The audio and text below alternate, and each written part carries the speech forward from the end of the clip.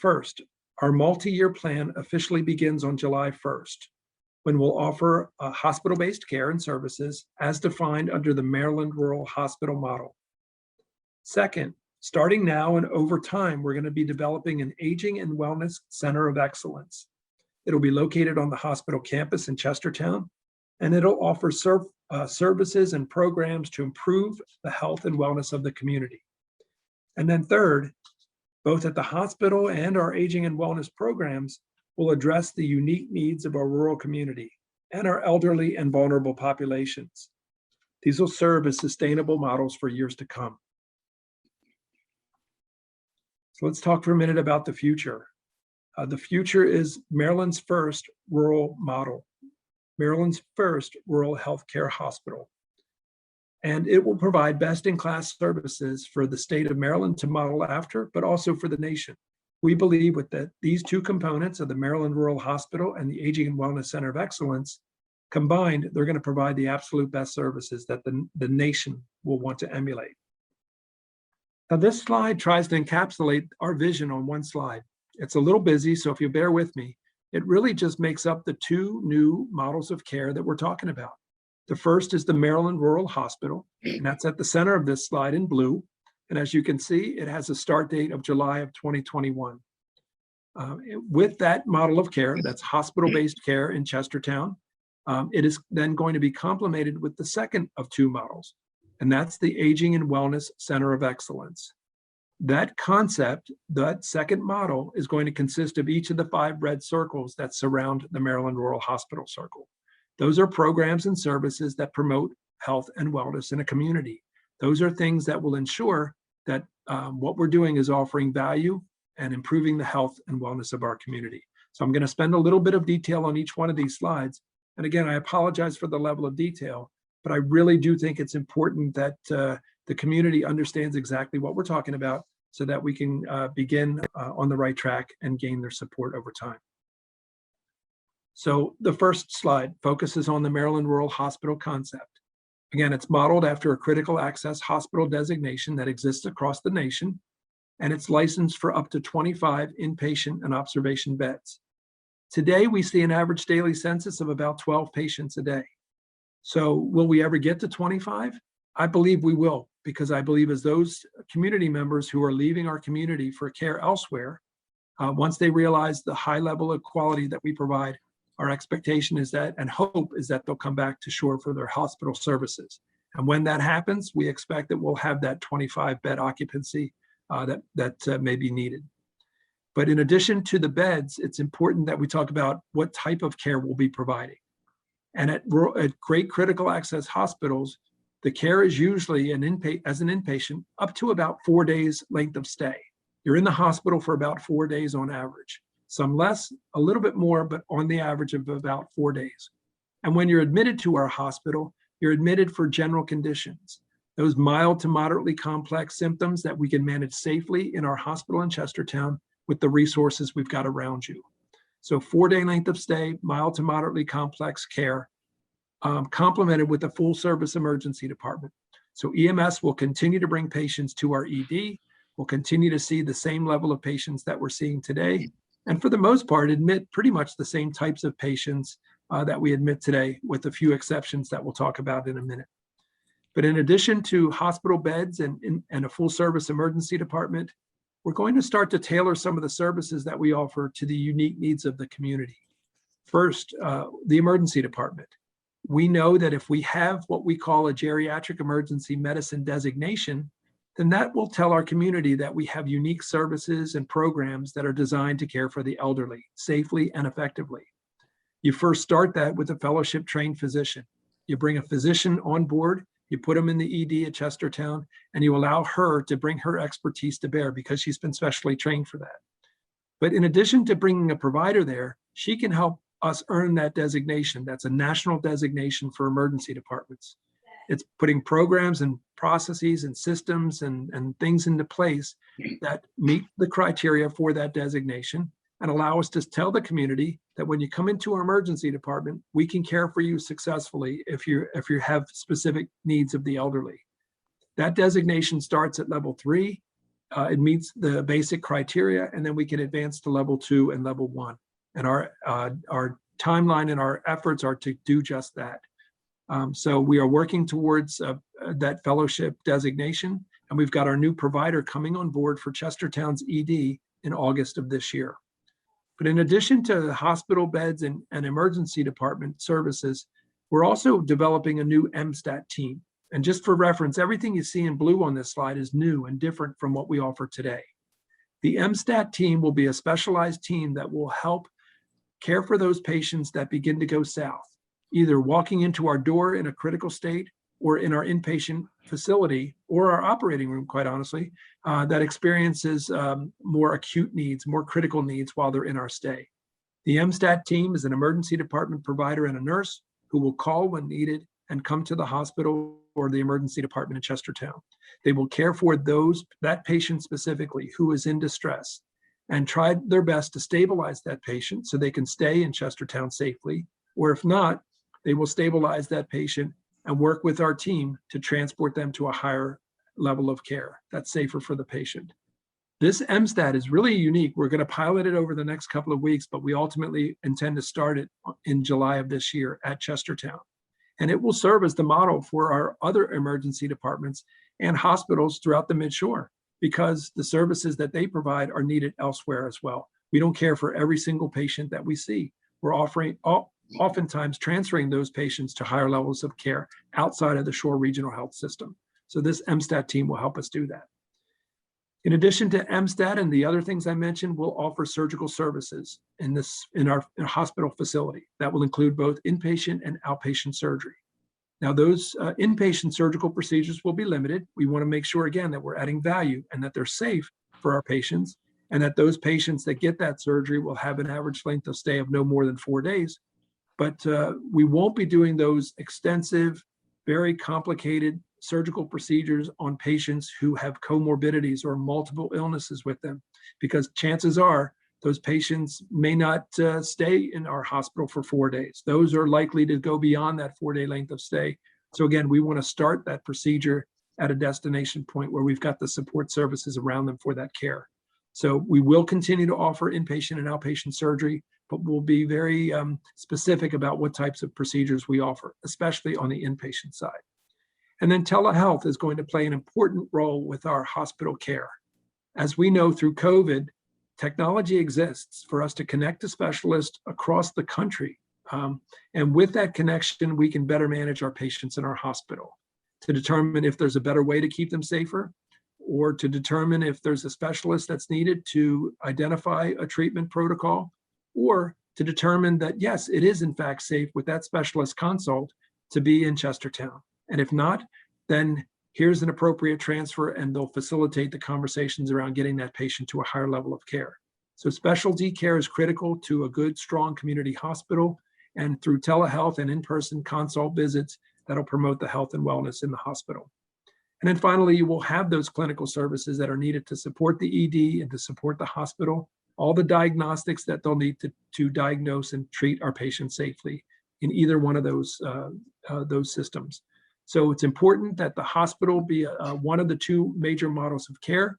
This is how the model will unfold effective July 1st. And ultimately, we will earn the age-friendly health system designation that, again, will complement the emergency department designation that we're geriatric friendly, but also this will be hospital-wide. And there are things that are part of this designation that indicate to our community that we have the right team, that the team is trained, we have the right resources within our hospital to care for you, from mobility to motion to medications to food intake, you name it. Everything is conducive to the aging population and supports a friendly and meaningful visit to anyone that uses our hospital-based services. Again, as another way of building trust and confidence in the community that when they come to the hospital, they'll get the best levels of care. So that is model one of two models. The second model is the Aging and Wellness Center of Excellence. And this model is intended to complement the hospital-based care and ultimately produce a healthy, well community. And that's our responsibility as the healthcare partner in the community. And that's our industry's responsibility in the healthcare space, is not only to care for the hospital-based care, but also to promote health and wellness in the community. So on this slide, you've got the 5 major components of the Aging and Wellness Center of Excellence. The first, and foundationally, you have to have primary care. If you're going to have a healthy community, you've got to have access to primary care. And not only do you have enough, but they are accepting new patients and treating our community. But you also need behavioral health services. We have learned that that is just as important component of health and wellness is to offer behavioral health services to our community. And again, through telehealth or through in-person visits, have these services accessible to the community. And dental services are also a foundational component. We know that healthy dental services mean that our patients and our community members will stand a better chance to be healthy overall. So that's primary and foundational. The second model will focus on mobile wellness. So bringing community resources to the patient's home and supporting home-based care with the intent of reducing those numbers of emergency department visits and 911 calls that may not be necessary, or those admissions in our hospital that may not be warranted. We can do things on the front end to prevent them from happening. And the mobile wellness team will be responsible for doing that. In addition, we'll have aging and wellness programs that are specific to the community, again, that we've listened to from our community partners and will align with the needs of the community. So I'll talk a little bit more about those services specifically. We'll have health education to keep our community informed so that together we can promote health and wellness, and that will be complemented by financial stability. We know that a large percentage of the Kent County community is in the poverty level, both in the state of Maryland and through the federal government levels. So our responsibility as the anchor institution is to promote gainful employment, meaningful employment, and also allow advancements for our community so that they can come off the poverty levels with a hand up instead of a hand out. So this is part of our responsibility, and that will be built into an aging and wellness center. And then finally, transportation. We know that that's a key component to get access to care and access to services. We know it's a challenge in this region, and we think it's our responsibility to help improve the levels of transportation services that we have. So I'm going to take a minute. I'll go through these quickly, but I just want to give you a little more detail about each one of those 5 components. So the short answer to this slide is Choptank Community Health is going to be our collaborator for providing primary care, behavioral health, and dental services in Chestertown and throughout Kent County. Choptanks exist today in the Midshore region. They've been established for over 40 years in the Midshore. They have locations in Caroline, Dorchester, and Talbot counties. They have a staff of more than 200 employees as part of Choptank Health, and they serve over 30,000 patients in our community annually. They're an important provider, and a collaboration with them is going to help meet these essential needs of primary care, behavioral health, and dental services. I'm so excited about Choptank expanding their resources to put a federally qualified healthcare center in Chestertown. These are centers that promote these 3 services: office visits, telehealth, but giving us access to primary care, behavioral health, and dental in Chestertown, and ultimately in the communities throughout Kent County. An important partner, an important need, and will complement the needs of the community with what we offer and they offer to create huge success in these 3 areas of need. The next slide, mobile health and wellness team. As I mentioned, this is a take off of the MIC program that's been so successful in Queen Anne's County. In Queen Anne's County, EMS providers who are paid have part of their responsibility to go to patients' homes who frequently visit the emergency department and the hospital as inpatients. These interactions between EMS in Queen Anne's County and the Queen Anne's County population has resulted in healthier communities. It's resulted in less visits to the ER, less 911 calls that may have been prevented. So our model in Kent County is to replicate what we do in Queen Anne's, but we recognize that our EMS providers in Kent County are mostly volunteer. So in order to offer these services, we're going to work in collaboration with the Kent County Health Department, but we'll add providers. We'll hire team members that are part of Shore Regional Health to provide these services that you see on the screen. These services are critical because they do promote health and wellness. And through telemedicine and in-home visits, we'll do safety checks. We'll make sure that their medications are being taken correctly. We'll do screenings that are part of their diagnostic care and treatment. We know that many of these patients at home have chronic diseases that need management. So technology will be an important part of the solution there, and will connect our community to community resources. It exists out there, but oftentimes our community doesn't know about it or struggles with trying to connect. So these mobile wellness team members that'll be part of SURE will help facilitate all of these interactions to ultimately result in a healthier community and a healthier individual. The aging and wellness programs, though, within the Center of Excellence will focus on specialists. They'll focus on having a geriatrician come into the SURE practice, where we'll establish a practice with a geriatrician physician based in Chestertown. Once that provider's here, we'll complement them with advanced practice professionals that will serve the Mid-Shore region with geriatrician and geriatric specialty care. It's important because our population is aging in Kent County, 25% greater than 65, and growing if we intend to be a retirement destination. So we've got to have a geriatrician practice that meets those unique needs. But that's not enough. We know that there are also other specialists that are part and parcel with providing healthier communities. And you see the list of specialists on this slide. A variety available both in person and through telehealth.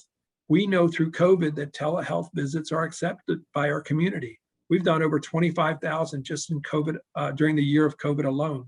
So offering telehealth and in-person visits to specialists has got to be the solution to some of our challenges in the Mid-Shore with such a geography and such a challenge getting providers to come here and to stay here.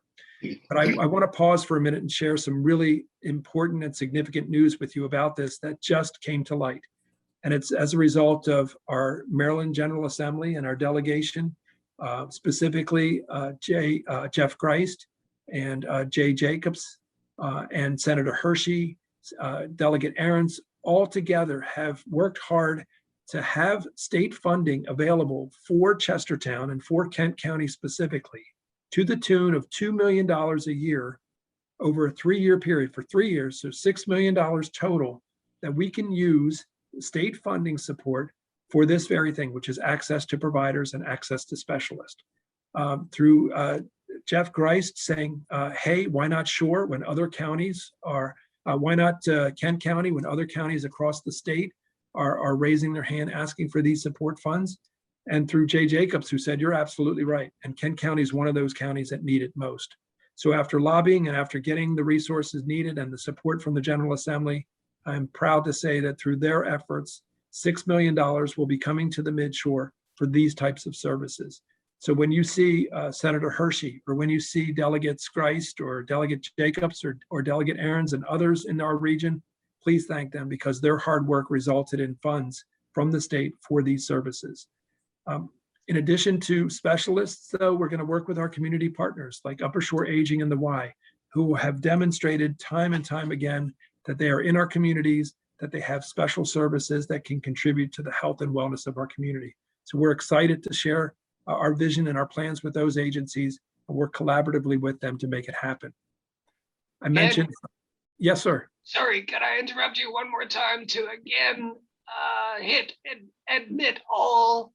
There are several people trying to get into the meeting. You got it. Just did. Hopefully you can see them coming through.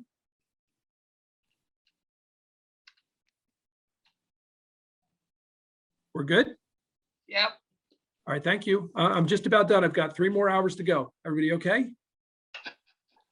Honestly, I'm teasing. It's about 5 more minutes of slides and then we'll get into the Q&A, okay? So thank you for your patience. So the other element of the Aging and Wellness Center is health education, making sure that we've got team members at SURE who help educate our community on how to stay healthy and well. And it's in collaboration with our partners, but it's also defining what the need is, talking to our community, working with our partners to say what's needed, and then providing those resources for our community. These will likely be centered out of our Aging and Wellness Center on the campus of Chestertown. So I'm excited that we'll have these services available, one-stop shopping on the Chestertown Hospital campus. And, oops, let me get back on there. There we go. And the last component of our Aging and Wellness Center of Excellence deals with transportation. There's 3 critical components of transportation. You can see it on the slide: emergency medical, non-emergency medical, and non-medical routine transportation. All of these are important to promote a healthy and well community. And what we have done along these lines is we've read the Kent County Community Needs Assessment Report that the United Way produced. And in that report, it called out transportation as one of the major barriers to a successful Kent County. And it also talked about a consulting firm that is available and is nationally renowned, and can come into communities like Kent County, assess the transportation needs at each one of these 3 levels, and come up with strategies for success in improving each level. Well, we have commissioned CTAA already. They have had boots on the ground assessing our region, and we expect within the next week or 2 to have a draft document back from them. That's their initial draft report. And in that report, it's going to give us strategies for each one of these elements.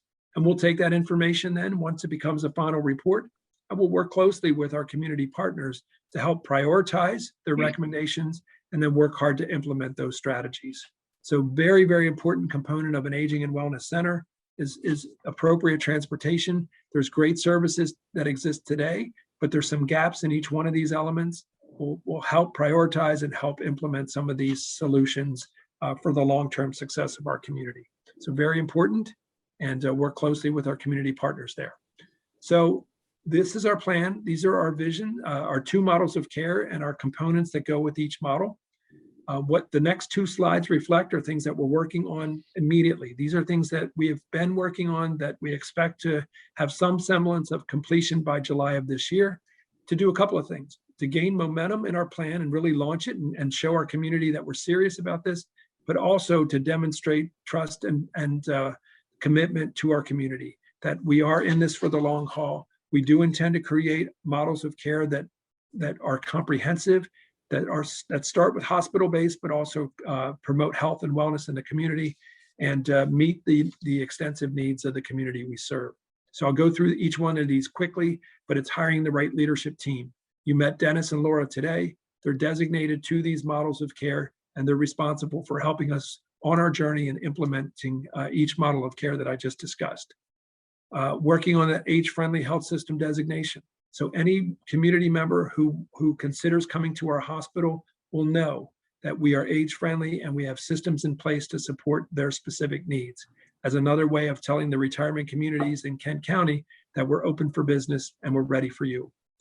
The third is that emergency department designation. Again, unique for our geriatric population, and it tells our community that 13,000 visits a year, 25% 65 and older, we're ready for you. We've got the right personnel, and we've got the right policies, procedures, and processes in place to care safely for you in our emergency department. Fourth, working with Chop Tank Health. Let's launch the FQHC in Chestertown. Let's bring primary care, behavioral health, and dental services to our community, and let's partner with them to help make it happen.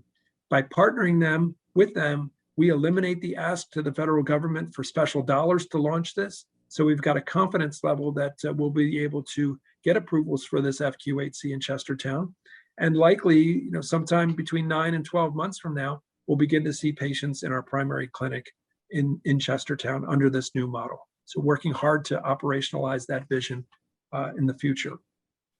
Bring the mobile wellness team to fruition, hire the team members, and then start to identify, train them, give them the resources they need, and then identify the appropriate patients in our community to start these home visits. Get that up and running and continue to work hard on identifying community need and meeting those needs with those resources.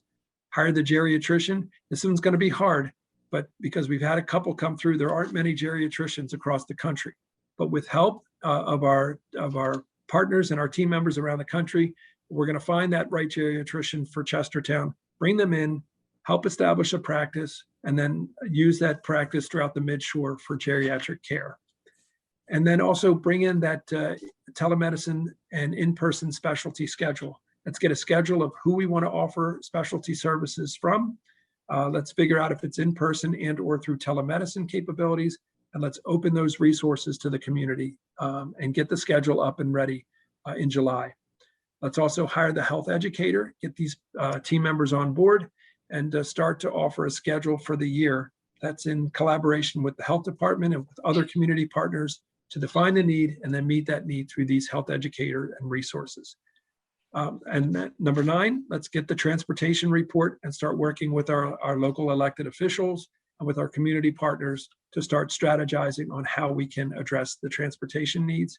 And then finally, let's build the advisory council. Let's build a council of community team members, community partners, that residents that live in our community, that have a stake in our success and will hold us accountable to our visions. Bring that team together, bring that council together, have Dennis and Laura lead that council through the initial meetings and get this thing launched with initial meetings before July of this year. So that's our plan for at least the immediate future as we begin to operationalize the two models of care. So finally, the last slide is just, again, a reminder of what we were hoping you would gather from today's discussion. And that is that the Maryland Rural Hospital is our hospital-based model of care moving forward in the future. It is value added, it is sustainable when it's done right, and it will bring value and sustainable hospital services to our community. And the new model will take effect on July 1st of this year. The second is that hospital model will be complemented with the Aging and Wellness Center of Excellence. And the programs and services that I went through will be components of the Aging and Wellness Center. We'll start each one of those this calendar year, and we'll work towards implementing them fully as quickly as possible over the next couple of years. But with that, complementing hospital-based services, we will be able to produce a healthy and well community.